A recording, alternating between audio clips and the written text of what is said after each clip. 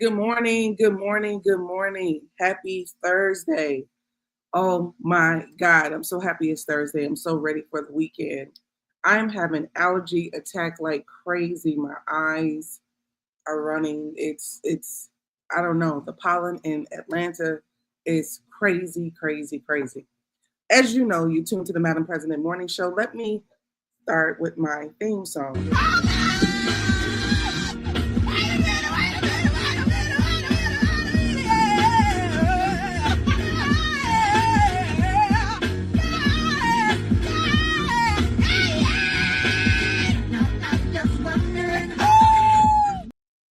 All right. I got to get it popping. I got to get it going. Don't forget that this is the Madam President Morning Show. We do this every single weekday, Monday through Friday, 9:30 a.m. Eastern Standard Time. And this is also brought to you by FlyNubianMoney.com. FlyNubianMoney.com is where you go when you want to get your money up and you want to get your mind up. You should text Queens to 87948 if you have an interest in staying up to date in media and in money. All right. Let's just say that I saw a couple things online. I won't be before you long. I saw a couple things online that really stuck out to me. These two clips. I will start with, Damon Wayans, the Wayans family, which is a pretty. One would look at the Wayans family and say this is a very talented family. One would say that this is how you should, make things happen. Keenan Ivory Wayans, the one who is responsible for In Living Color. He understood some things about cinema, TV, and film and comedy, where he came up with In Living Color, came up with some movies, and he also hired his brothers. Now, what I find to be fascinating about the Wayans family is, as intelligent, as comedic, as whatever as they are, they make movies, they produce movies, but I don't think they ever got their own film studio, which is something that Tyler Perry has mastered. He has a whole in-house system.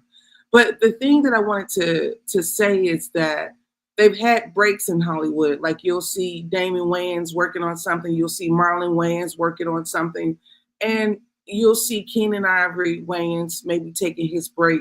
So I think about the Wayans family, and I find them to be uber wealthy, talented, etc. But I don't see them as the financial means as a Kardashian family. Why does the Kardashian family have more wealth than the Wayans family, when the Wayans family have more talent, have more writers, have more producers, have more actors? Why does the Kardashian family has more numerical wealth? Well, I have an answer for that. And you know my thing about supremacy, it don't let up. Supremacy don't stop. So the reason that you'll have the Kardashian family that may look as if they have more fame and more economic achievement than a family like the Wayans, it's all of the systems working to ensure that the Kardashians have the wealth. Anyways, I'm going to show you this clip that Damon Wayans was sitting on Club Shay Shay. He said some profound things, and we're going to break it down. But first, let me play the clip for you. I don't know where you are in the world. I'm here in ATL, born and raised in Chicago.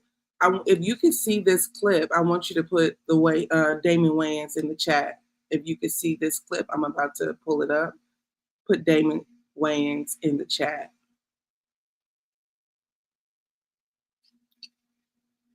All right, Joe. We got it. We got to less black people you see. Right? Money brings you into a new category. You move to a different house in a different neighborhood, and you get different friends. Your money, people that come around you to help you make the money and maintain your money and make more money. The complexion changes. You know what I mean? I like. That's what I love about like LeBron. You know, he's got his home. He got Mab, and he got Randy, and he got Rich. Yeah. Yeah. So he kept that group. Yes. Around him. Yeah. But unless you have that group, because like you say, the higher you climb, the less you're going to see, and you're like, okay, well, they don't treat me that way, so it's gone. And it's divide and conquer. You know, at a certain point, they sit you down. Beyonce's father. All right, we got it from here. The Jacksons. All right, Joe. We got it. We got it from here. You sit back and go, what? Venus and Serena, we got them. Mm-hmm. But and if you want them to be successful, you have to kind of let it happen, and then they hit new heights. But you become a liability. You know what I mean? As the parent, well, where were you those nights in the rain when we were hitting balls? Mm-hmm. No, wait. Yeah.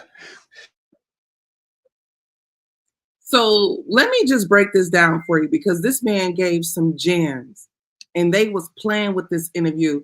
And I like Shannon Sharp. I like him. I think he does a great job. That's number one. Number two, my thing is he's spitting gems. He says that it's divide and conquer. He says that when you start making money, the people that you came in with, they start to fade. Think about this. This is what integration did to us. Integration took your best Black folk, moved them into a community outside of yours. This is one of the things, I can't remember exactly what writer it was, but in the 60s, this writer talked about how you would have all different economic groups living on one block because of segregation. So you will have a Black doctor, a Black garbage man, you'll have a Black teacher, a Black educator, you'll have a Black welfare person, all on one block. Children had aspiration. They saw it every single day. And then integration came. And that Black doctor moved the hell off that block. That Black doctor said, I ain't staying over here. We deserve better. And once they decided that they deserved better, and they knew what better looked like for them, which is maybe nicer neighborhoods, it wasn't better treatment, nicer neighborhoods, kids still getting harassed at school. I don't consider that better. But the point is, they went toward better. Once you have better, this is what Damon Wayans says. He says you get in, you start achieving, everything around you changes. Everything around you changes. You no longer have the same friends. You no longer have the same people that you came in with. He said, look at Beyonce. The daddy can get her so far, but then say, okay, we got it from here. He said, look at Serena. Okay, look at Serena and Venus. The daddy get them so far, and they said, okay, we got it from here. He said, look at the Jackson 5. They get them so far, and it says, okay, we got it from here. That y'all see how deep that is? You don't see how deep that is, that this man says that systemically, the system will take your child. Also, I hate to go back to the early 1900s on y'all, but I'm just going to call a spade a spade. In the early 1900s, during slavery, every time a Black person showcased any ability that was supreme or any ability that was superior, white folks took that Black person under their wing. This is since the early 1900s. If besides killing them, if they didn't kill them, they decided, oh, this person can bring me wealth. This person can bring me wealth. This woman can take care of my children. This man can oversee the sharecroppers, the slaves, etc., enslaved people. Only thing he's saying is it's changed now. We in a different century of the world, but they are still taking your children. They are still taking your children behind and after you have gotten them so far. I don't want to be deep, but I'm just telling you what he said. He says that we got it from here. Now, look at how they say that on the black side, but he also gave LeBron James his props. He says, LeBron James, he said, that's why I love him so much, because I love what he has done. He took his friends with him. LeBron James did something that I don't even know how he had the ability to lead that way at such a young age. The man was 18, 19 years old with $100 million contract, everybody coming his way. His high school girlfriend had a brand new baby. You know, he's the biggest athlete in the world. And he managed to have the mind to say, well, if you want to get through me, you're going to have to go through Rich Paul. Well, I'm going to make him my manager anyway. You want me? You got to have him too. I'm going to make him my person such and such, Maverick. I'll have him to do this. If you want me, you got to have him too. What? How did he have the courage? How did he have the mind to say, no, I like the $100 million. I appreciate that, Nike, but this is my representation. This is my team. These are my brothers. They have to come too. Serena Williams' father did the same thing. Serena and Venus's father did the same thing.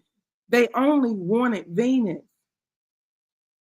He said, no. Well, you know, we come as a family. If you want one girl, you got to take the other one. She good too. And we come as a family. You can't have my daughter. That's how it goes. You can't have my daughter. No. When y'all gonna get some courage about your life? No. You can't have her. If you want her, then her daddy and her mama and her sister have to come too. That's how it goes. There was an article that was written, I remember this around 2009. It talked about, this was before NIL was a thing. This is before athletes were able to, you know, kind of monetize their own brand. The NCAA, you know, these Division I schools had these athletes who were playing basketball, but some of the parents couldn't even afford to attend the game. Some of the parents couldn't afford to attend the game. So the article was talking about how you have a coach making $6 million, how you have a university making, you know, millions of dollars throughout a school year playing sports, and all of this ecosystem that doesn't go back to the parent who couldn't afford a bus ticket to see her son play. Her son, in this article, you know, big time athlete at Duke or any other school, but she's somewhere in a rural area and can't afford her a bus ticket to see her son play. And not only that, nobody sent for her. I'll find the article and share it with you all. So the point is, you know, this system will always welcome your best child. Oh, this child is good. We're going to let him in. But you're not welcome with it sometimes. This is why I have a saying that I live by. The Black family is Black wealth. Put that in a chat right now. The Black family is Black wealth. The Black family is Black wealth. The Black family is Black wealth. The separatism, the individualism, it is what keeps us lacking wealth. I'll never forget, I'm looking at John Legend and his family talking about his parents. John Legend's parents was talking about how, you know, they were teaching their children to be exceptional, right? Oh, we got to keep them kids. They're going to do this. You know, this is why, you know, I'm a strong believer in two-parent households. But I told you, I don't come from a two-parent household. I come from 6 parents, my grandparents, my mama, my auntie, my uncle, everybody was raising me. So, I know that we live in a time where there isn't, traditional, there's, people have their own traditions, and that's okay. There's a lot of shift and change that's happening. But the truth of the matter is the Black family is Black wealth, no matter what the setup is. Think about how we prosper when we are together. Think about it. Think about the time you and your family come together outside of grief, and all is well. Most times, if nobody's drinking, nobody's fighting, it's laughter, it's joy, it's conversation. Oh, mama, you did this. Oh, uncle, you remember. It's a good time. But this is one of the things that I know and realize to be a fact. When I was growing up, I remember my grandparents would get up early in the morning and go to work. My mother go somewhere, go to work, school, work. My auntie went to work. My uncle went to work. Why y'all not coming back home telling what you've learned on the job and how you all can build as a family? I love watching these shows on like Instagram when I see these families working together, whether they got t-shirts or whether they're selling products. The father is there, the mother is there, the cousin is there. They're all working together to build something. Do you know how many forces work together against you having your own? You know the game of Monopoly? You got bigger entities working so hard against you all coming together, and you refuse to come together. Anyways, I'm not going to stay on it too long, but this is what I know. The Black family is Black wealth. I'm not going to stop saying that because I'm going to break this down for you. In the 1800s, a Black man would be sold for, $800, $900, $1,000. And in the 1800s, of course, this was their time and their money. And then the Black woman would be sold $800, $700. This was that money during that time, right? And then the child. Black women, they're breeders. This is why sometimes some men disconnected from their own body, disconnected from, their own children.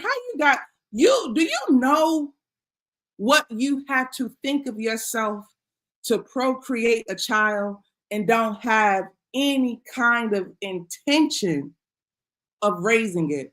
You have got to think so little of yourself. You have got to just think that you are ash. You're nothing. You're nothing if you believe that and you don't believe in your own procreation. So anyways, I'm not even going to go there. But I will say this right here. So if they would just sell us off because there's money attached to the man, the woman, and the child. We'll just separate them. She had the baby, take the baby. I'll give it to somebody. Sarah and them need a baby. Now they got the baby. They got the baby. They got the man. They got the woman. If you look at 2025, you can't pay us for togetherness. It's all in the podcast. It's all in the conversation. I don't need no man. They've been working on you since the 1800s in that matter. They've been working on you since the 1600s to not need. I don't need no woman. I don't need no woman. Oh, they've been pulling her away from you since the beginning of time. It don't matter. Oh, you girl, you pregnant, you need to have an abortion. That's your life, your choice, your body. But they've been working on you since the 1600s from taking children from your womb. You ain't talking no new shit. That's my point. You ain't talking nothing new. Get out of you ain't talking nothing new. Baby, you 3 centuries in. You just now catching up to what that white man produced you to be. You just now catching up. You think you came up with this philosophy on your own. That's the crazy part. You think you came up with this by yourself? You didn't come up with this by yourself. You didn't hate Black women by yourself. You didn't start to hate Black men by yourself. 3 centuries of hard work to ensure that you did, to ensure that you don't love and respect the people who look just like you. That's hard work. These folks been doing this since the beginning of time. Anyways, I gotta move on. I was trying to stay cool, but it's just something about when we just like start talking about, you know, what it is and what it ain't that really gets me worked up. Anyway, I'm going to show you another one. This particular video went viral recently when the brother was talking about Black excellence. And I want to share this with you really fast because I'm going to get out of here. All right. Put Black excellence in the chat. Put Black power in the chat. I want you to see this video really quickly. People as a whole. But the studies show that this is a good video. Up to me after I reposted something from 19 Keys the other day saying Black excellence is the scam that replaced Black power. He said, what's wrong with Black excellence?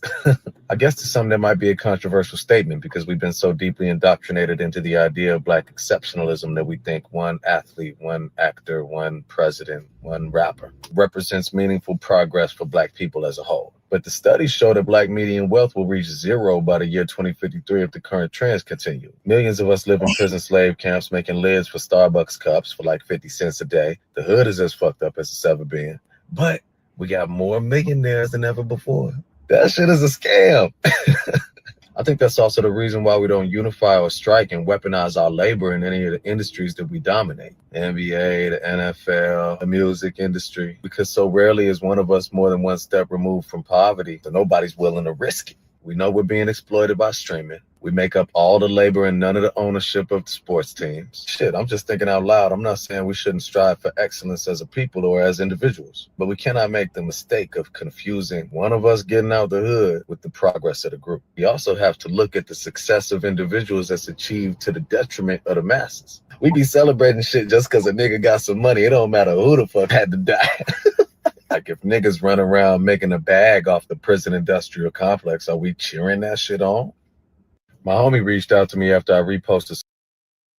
This was really good. This is a conversation that I don't believe that people are having much or frequently. The idea that Black excellence is associated with white acceptance, white approval, white achievement. Yes, Black excellent. So you'll tell a person who you consider to be extremely achieved. He's like, oh, this is Black excellence right here. This person is educated from typically, an institution that has awarded him or her degrees. So this person is Black excellent. A person who wins an Olympic gold medal, all that is Black excellence because they were chosen and they were successful. But we never say that to the people who served 20 years in prison, wrongfully incarcerated. They come out, lost majority of their life. We never look at them and say, this is Black excellence. I ask you today, are you Black excellence? No, I'm genuinely asking you this because I know for a fact that so many of us would not consider themselves Black excellence because they have not achieved anything that is approved by white acceptance. Like, if you don't have a job, why are you not Black excellence? Because you don't work for Netflix. You don't work for, ABC. Will you consider yourself Black excellence? If you work for Netflix, you will say, oh, I'm accomplished, I'm achieved, I'm so many things. So I'm asking you, why do we put this weight of excellence on our communities, on our people? Now hear this out. Black excellence, he's saying that the continuous of associating Black excellence to individualism is also problematic. I've never, when the Jewish community created the NBA, were they going around talking about, yeah, Jew excellence right here? They got a whole system. They employ millions of people globally. When the Asian shop opens up nail salons in the hood, do they cheers and say Asian excellence? No, I'm genuinely asking. They are, the standard of achievement is not a problem. Have we put Black excellence in place as a way of saying that, you know, hey, you've won. You've won. You've won. You've won. But they just showed you, Damon Wayans just showed you that no matter how high you get, your daddy ain't gonna go with you, because it's one that's coming, not all of us. I'll never forget, I was working a job, and this is one of the reasons I created this course, Navigating Stress, Workplace Stress. I was starting a job and we was all working really hard, and I just knew that I was gonna be in one of those groups of, you know, promotion. And I was not one of the people that was chosen for promotion. I was devastated.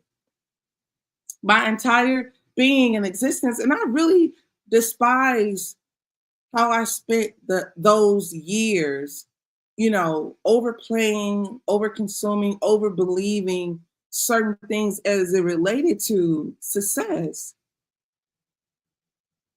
Like, why did I think that that was the only route, the best route? You know, you start, as you mature, you get older about pivoting and all these different things. But I'm just genuinely interested in you believing that you are Black excellent, even if you do not have white achievement. If white people never come and tell you you're good, will you believe that you're good? This is important because a lot of you all are parents. A lot of you all are parents. So that means that your thinking is important because you have other people that is relying on your thought process. So if you are a mother, a father, a parent, if you're raising children, how you think, your ideas, your perception, your reality is important. This is why you got 2 kids, one doing well, the other one ain't, and you feel like the one that you ain't doing well ain't gonna do X, Y, and Z. The patience is thin with the person that ain't doing good. And I know that I'm using ain't instead of isn't, but you know, the reality is, you know, assimilating into this big old world, we pretend as if it's easy. Who said it was easy? You get up every day. You dealing with yourself every day. You know it's not always easy. It's not easy for men. It's not easy for women. It's not easy for children. It's not easy for anyone. But of course, because God is so wonderful, we have gratitude. We have grace. And if we're lucky, we have peace about things that's going on in our life, about what's happening in the world. No matter what. So my point is, you know, Black excellence cannot always be aligned with white approval. I'm gonna make this a couple more points and then I'm gonna let it go. But there was 2 gold medalists, Gabby Douglas. Yes, Gabby Douglas, in order to get her to become as popular, trained, well-trained for the Olympics, the first thing they did was take her away from her mother. I say this respectfully. Gabby Douglas was living with her mama, I think, in I can't remember what town, if it was Indiana or Iowa or whatever it was. And they began to train her for the Olympics. And she had to get away from her mama, go to a better institution, go to a better facility, all of that, so she can train to be a gold medalist. We're going to get you. No matter what, we're going to get you. And like he said, Damon Wayans said, in order for you to achieve, sometimes you got to let them go so they could get access to more. So then the same thing happened with, who's the girl that's the GOAT? the one that has won every Olympic right now. I can't think of her name. All I see is her face. But same thing with her. She was living with her mother, I believe, was a drug addict or struggled with drug abuse. And she was adopted by her. Simone, thank you. Simone Biles. Yes, Simone Biles. Her parents, her mother was struggling with drugs. She was adopted by her grandparents, constantly taking the child away from the family for achievement. This is why I want you to know that you're Black excellence, so that people don't feel like that they have to remove you so that your child can accomplish, your child can achieve.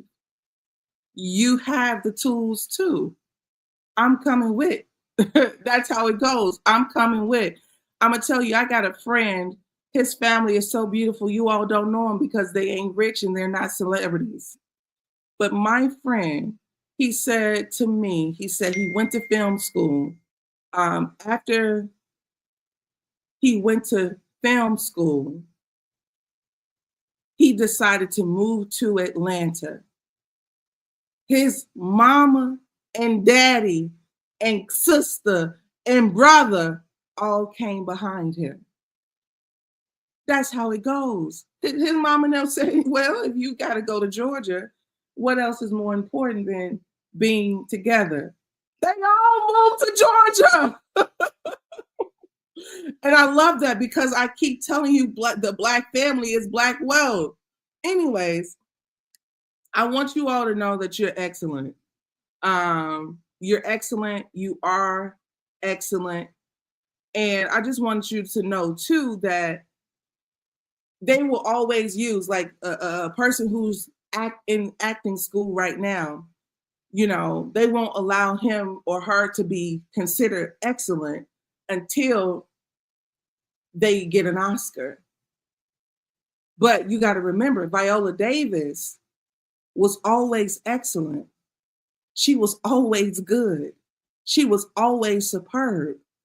They found that out once they said, oh shit, oh man, I saw her tape. It's undeniable. Yeah, you damn right, it's undeniable. Did you ever think that you were the only one that could act? Let me tell you something. It ain't been nothing that they have created that we have not been superb in, and we just got started. Remember, we were the ones that was in chains, coming off boats, didn't even speak the language. Now we speech pathologists. Now we do it all. You can't, Black folks, let me just tell you, incomparable. Nothing compares to us. You know, nothing compares.